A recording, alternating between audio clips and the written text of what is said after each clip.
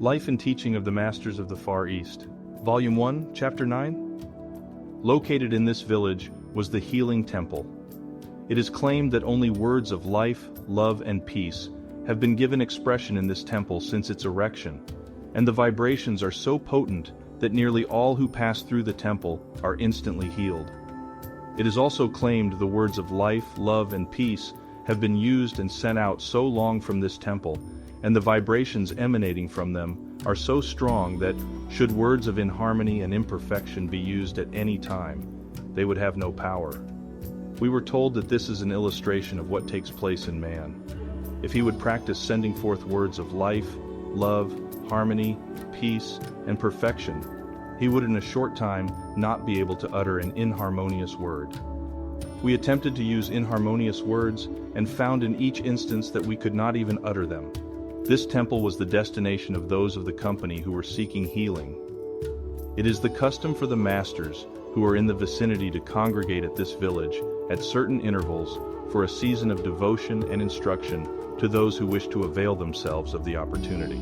The temple is dedicated entirely to healing and is open to the people at all times. As it is not always possible for the people to reach the masters encourage the people to go to the temple for healing. This is the reason they do not heal those that congregate for the pilgrimages. They accompany the pilgrims to show the people that they are no different than themselves, that all have the same God-given power within. I suspect that when they crossed the river that morning, they did it to show that they could rise above any emergency, and that we should also rise above any emergency. In places not accessible to this temple, all who come to the masters for help are greatly benefited. Of course, there are the curious and those who do not believe that do not seem to receive any help. We witnessed a number of assemblages of from 200 to 2,000 people, and all those desiring healing were healed. A great many told us they were healed by declaring silently that they desired to be made whole. We had the opportunity to observe a large number of those healed at different times, and we found that about 90% of these healings were permanent, while all the healings in the temple seemed to be permanent.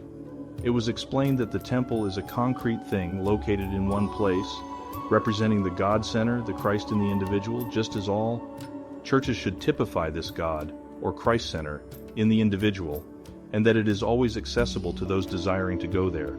They could go to the temple as often as they chose, and stay as long as they wished.